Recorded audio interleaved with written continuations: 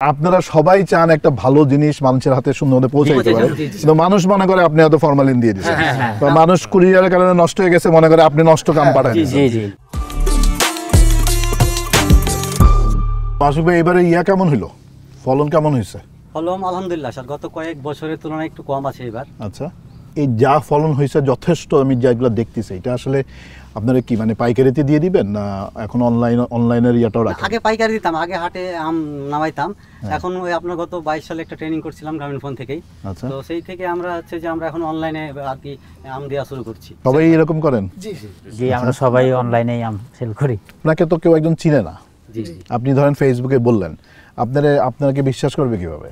এটা স্যার এটা একটা বড় চ্যালেঞ্জ। আসলে মূলত আমরা যারা পেশাদারভাবে এই অনলাইনে আম বিক্রি করি তাদের যদি একটা আইডেন্টিফাই করা যায় বা একটা কোনো জায়গা ক্রিয়েট করা যায় যে হ্যাঁ এরা অথেন্টিক জায়গা থেকে করে, এদের কাছে হয়তো আম নিলে কেউ প্রতারিত হবে না। লোকালে যে আম বাজার আছে, মোবাইলেও একটা এরকম আম বাজার বা এরকম একটা বাজার, বাজারে যদি ওই বাজার থেকে যা কিনবেন তার সব ভালো জিনিস, হ্যাঁ এরকম যদি হয় তাহলে চিন্তা আছে কিনা।